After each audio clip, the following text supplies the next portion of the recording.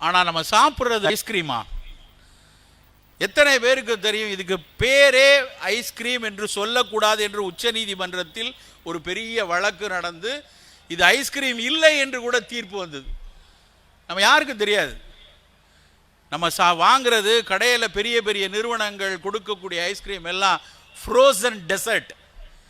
அது ஐஸ்கிரீம் இல்லை, அது வெறும் பாலில் மட்டும் செய்யப்பட்ட குளிரூட்டப்பட்ட ஒரு விஷயம் கிடையாது. ஒவ்வொரு ஐஸ்கிரீம்லேயும் எத்தனை ரசாயனங்கள் சேர்க்கப்பட்டிருக்குன்னு நீங்கள் ஒரே ஒரு தடவை உங்கள் அத்தனை பேருடையும் கூகுள் இருக்கும், செல்ஃபோன் இருக்கும், ஸ்மார்ட் ஃபோன் இல்லாதவங்க இருக்க மாட்டீங்க. ஒரு ஐஸ்கிரீமில் என்ன பொருள்லாம் சேர்க்கப்பட்டிருக்கு ஒரே ஒரு தடவை எடுத்து பாருங்கள். அதையெல்லாம் பார்த்து விட்டு இதை நாம் வாரத்துக்கு ஒருக்க நம்ம குழந்தைக்கு கொடுக்குறோமே, இந்த ஐஸ்கிரீமில் போட்டிருக்க ஒவ்வொரு பொருளும் எந்த அளவு பாதுகாப்பானது, அடிக்கடி சளி பிடிக்குங்கிறது மட்டும்தான் நமக்கு தெரிஞ்ச விஷயம். அதை தாண்டி எத்தனை ரசாயனங்கள் இந்த ஃப்ரோசன் டெசர்ட்டில் இருக்குன்னு கொஞ்சம் யோசிச்சு பார்ப்போம். நம்மை அறியாமல், நமக்கு தெரியாமல், நமக்கு மறைக்கப்பட்டு, நம்மிடம் மறுக்கப்பட்டு பல குப்பை உணவுகள் உங்கள் வீட்டை சுற்றி சுற்றி உங்கள் அடுப்பங்குறைக்குள் கவசம் அழிந்து உள்ளே நுழைஞ்சிருது. விராட் கோலி அப்படி ஒரு சிக்ஸரை அடிச்சுட்டு வாயில் சவைச்சா நம்ம பிள்ளை போய் வாங்கிடுது. அவரே சொல்லிட்டாரே. சிம்ரன் அப்படியே கோணலாக இருந்தாலும் அது நம்ம ஊருக்கு நல்லது தான் அப்படின்னு ஆடின உடனே நம்ம பையன் போய் குர்குரே வாங்கிடுறான். கோணலாக இருந்தால் நல்லதுன்னு யாருக்கு தெரியும்? கோணலாக இருக்கிறத சாப்பிட்டா ஒருவேளை கோணி கூட போகலாம். என்ன சேர்த்திருக்கிறது என்று கொஞ்சம் கூட யோசிக்கிறது இல்லை, யோசிக்க விடுறதில்லை. ஏன்னா நம் கண் முன்னால் கவர்ச்சியான வண்ணங்கள், நம் மனதுக்கு பிடித்த மனிதர்களை முன்னிறுத்தி, நம் மனம் மகிழக்கூடிய இசையை போட்டு, நமக்கு பிடித்த காட்சியை பார்ப்பதற்கு ஒரு 3-4 வினாடிகளுக்கு முன்னாடி பல குப்பை உணவுகள் கொட்டப்படுகிறது கவசம் தரித்து. யோசிக்க வேண்டும் நண்பர்களே. ஒவ்வொரு குழந்தையை சொல்லி குற்றம் இல்லை, அவர்களுக்கு அந்த குதூகலமான விஷயம் ஈர்க்கப்படுறதுனால அதை பார்த்து அதை வாங்கி சாப்பிடணும்னு நினைக்கிறாங்க. சாக்லேட்டுகள், நாங்கள் சின்ன பிள்ளையில் அதையே நான் யோசிச்சு பார்க்குறேன். 25 வருஷத்துக்கு முன்னாடி எனக்கு தெரிந்து மிட்டாய் அப்படின்னா ஆரஞ்சு வில்லை மட்டும்தான் இருந்துச்சு. அந்த ஆரஞ்சு வில்லையை அப்படியே பாக்கெட்டில் போட்டிருப்போம். அது உள்ளே டவுசர் பாக்கெட்டில் இருக்கிற அந்த துணியோடு ஒட்டி சில நூல்லாம் ஒட்டி இருக்கும்.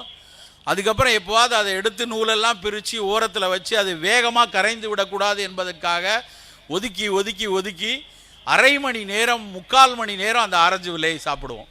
இன்னைக்கு எத்தனை சாக்லேட், எவ்வளவு விதவிதமான சாக்லேட்டுகள் சந்தையை ஆக்கிரமிச்சிருக்கு. யாருக்காவது தெரியுமா அதில் ஒவ்வொரு சாக்லேட்லையும் என்ன இருக்குன்ட்டு? நிறைய பேருக்கு அதில் என்ன சேர்க்கப்பட்டிருக்குதுன்னு தெரியாது. அது பெரிய அளவில் விளம்பரப்படுத்தப்படுது. 100 ரூபாய்க்கு ஒரு சாக்லேட், சிலுக் அப்படின்னு ஒரு பேர். நான் அந்த சாக்லேட்டுக்கு வேற ஒரு பேர் வச்சுருக்கேன், எச்சுக்கல்ல மிட்டாய் அப்படின்னு வச்சுருக்கேன். ஏன்னா நீ கொஞ்சம் நக்கிக்கோ நான் கொஞ்சம் நக்கிக்கிறேன்னு தானே விளம்பரம் போடுறான். யாருக்கு தெரியும் அந்த எச்சுக்கல்ல மிட்டாயில் என்ன சேர்த்துருக்கான்ட்டு? 100 கிராம் அந்த மில்க் சாக்லேட்டில் 3 கிராம் தான் உடலுக்கு எந்த விதத்திலும் தீங்கு விளைவிக்காதுங்கிற பொருள் கொக்கோ. அது கூட சில பேருக்கு அலர்ஜி உண்டாகும். தென் அமெரிக்காவில் பல 1000 ஆண்டுகளாக பயன்பட்ட தாவரம்ங்கிறதுனால அந்த கொக்கோவை ஏற்றுக்கொள்ளலாம். மீதி 97% உடலுக்கு ஏதாவது ஒரு விதத்தில் நச்சை கொடுக்கக்கூடிய ரசாயனங்கள். அது உள்ளே போய் நல்லா குளன்னு வரணுமா, உள்ளே போய் வெடிக்கணுமா, வாயில் நல்ல விதவிதமான வண்ணங்கள் கொடுக்கணுமா, ஒவ்வொன்றுக்கும் ஒரு ரசாயனம் நண்பர்களே. எல்லா சாக்லேட்டிலும் கண்டிப்பாக இருக்கக்கூடியது லெசித்தின் அப்படின்னு ஒரு பொருள். அந்த லெசித்தின் இல்லாமல் நல்ல சாக்லேட் செய்ய முடியாது. ஆனால் அந்த லெசித்தின் என்ன பண்ணும் தெரியுமா? வாய்க்கு சுவை கொடுக்கும். அந்த கொக்கோவை மெல்ல மெல்ல ஊற வைப்பதற்கு உதவியாக இருக்கும். ஆனால் வாயை தாண்டி குடலுக்குள்ளே போயாச்சுன்னா அந்த லெசித்தின் நம்ம குடலுக்குள்ள ஏராளமான பாக்டீரியாக்களுக்கும் அது எதிரி, நல்லது செய்கிற பாக்டீரியாக்களுக்கு எதிரி. உடலுக்கு இப்போ இந்த உடல் சிவராமன்னா அந்த சிவராமன் இந்த மொத்த உடம்புக்கும் சொந்தக்காரன் கிடையாது. என் உடம்புல ட்ரில்லியன்ஸ் ஆஃப் வைரஸும் பாக்டீரியாவும் இருக்குது. அந்த பாக்டீரியாவும் வைரஸும் சத்தம் இல்லாமல் இருந்தால் தான் இங்கே உட்காந்து நான் பேச முடியும். ஏதாவது சின்னதாக அதுகளுக்குள்ளே சண்டை வந்துருச்சுன்னா இங்கே நிற்க முடியாது, உட்கார முடியாது, எங்கேயாவது போய் இருக்கணும். அப்போ அத்தனை 1000 பாக்டீரியாவும் வைரஸையும் அழிக்கக்கூடிய சிதைக்கக்கூடிய பொருள் தான் லெசித்தின். நிறைய சாக்லேட் சாப்பிட்ற பிள்ளைங்க சரியாக சாப்பிட மாட்டேங்குன்னு சொல்கிற ஒரு சின்ன வாதத்திற்கான அடிப்படை காரணம் அதில் இருக்க லெசித்தின். அது தவிர அதில் இனிப்புனா வெறும் வெள்ளை சக்கரை போடுறதில்ல, அது வெறும் ஒயிட் சுகர் மட்டும். ஒயிட் சுகர் மிகப்பெரிய ஆபத்து, அது வேற விஷயம். அதை தாண்டி அதில் சேர்க்கப்படுவது கார்ன் ஸ்டார்ச் சிரப், மக்காச்சோளத்திலிருந்து எடுக்கப்பட்ட ஸ்டார்ச்சிலிருந்து எடுக்கப்பட்ட ஒரு சர்க்கரை. இது என்ன விஷயத்தை கொண்டு வருது தெரியுமா? பெண்களுக்கு, குறிப்பாக பெண் குழந்தைகள் 11 வயசு 12 வயசில் பூப்படைவதற்கான அடிப்படையான காரணம் அந்த கார்ன் ஸ்டார்ச் சிரப். அப்போ நம்ம ஆசையாக நினச்சி ஒரு சந்தோஷத்துக்காக நம்ம வாங்குகிறோம். அவன் வேற விளம்பரத்தில் போடுறான், ஸ்வீட் எடு கொண்டாடு, ஸ்வீட் எடு திண்டாடுன்னு போடணும். ஆக்சுவலாக அந்த சாக்லேட்டை வாங்கி நம்ம வாயில் ஒதுக்கிட்டு எவ்வளோ பெரிய ஆபத்தை வாங்குகிறோம் என்றால், 11 வயதிலும் 12 வயதிலும் பெண் குழந்தைகள் பூ பெய்வதற்கு மிக முக்கியமான காரணம் அந்த சாக்லேட். இன்னைக்கு நிறைய எங்கே திரும்பினாலும் சினைப்பை நீர்க்கட்டிகள், பாலிசிஸ்டிக் ஓவேரியன் டிசீஸ் அப்படிம்பாங்க. இந்த பாலிசிஸ்டிக் ஓவேரியன் டிசீஸுக்கு அடிப்படையான காரணம் இந்த சாக்லேட்டில் சேர்க்கப்படக்கூடிய இனிப்பு. நான் சென்னைக்கு மருத்துவனாக பயிற்சி செய்ய வரும்போது 1992 நான் வரும்போது கருத்தரிப்பு தாமதமானவர்களுக்காகவே அப்படின்னு கிளினிக் இருந்தது ஒன்றே ஒன்று. ஜெமினி கணேசனோட சாரோட பொண்ணு ஜிஜி கிளினிக் மட்டும்தான் 1993 சென்னையில் இருந்துச்சு. இன்றைக்கி கருத்தரிப்பு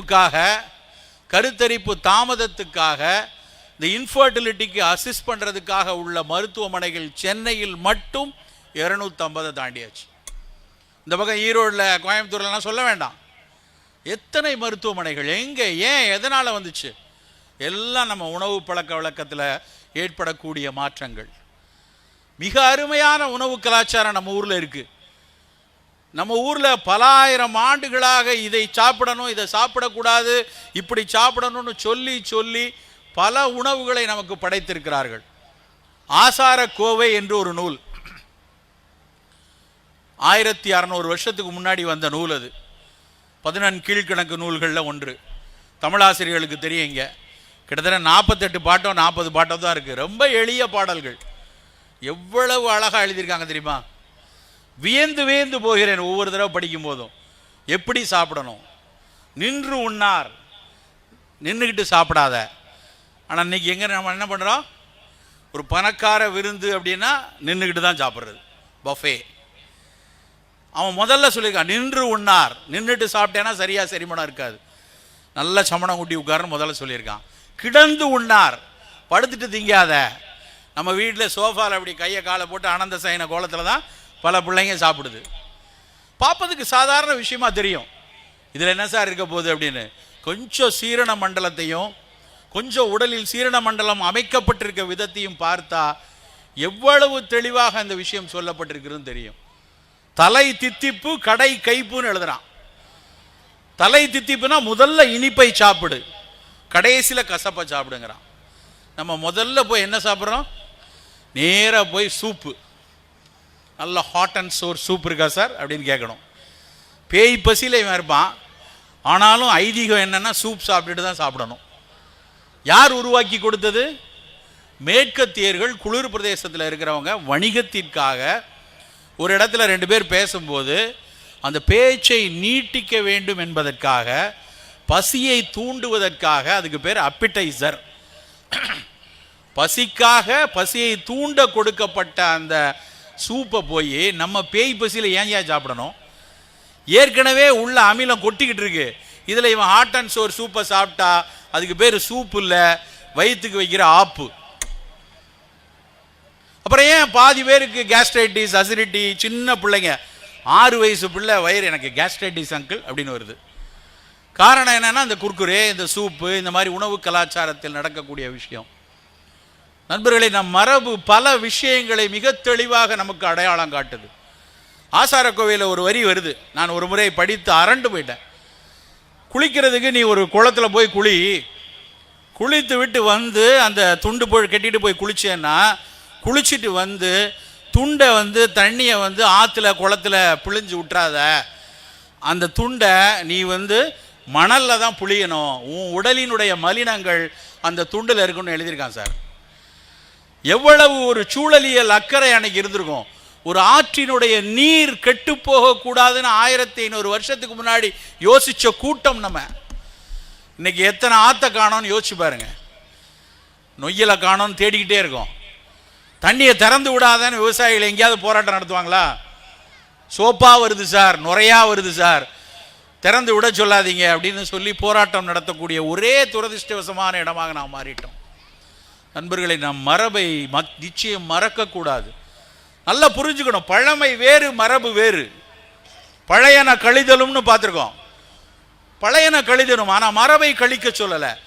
பழையன அப்படின்னா அதுக்குள்ளே இருந்து புதிய விஷயங்கள் ஊற்றெடுக்க விடாமல் அது தட்டிக்கொண்டே இருக்கக்கூடிய மடமைத்தனம் நிறைந்தது பழமை.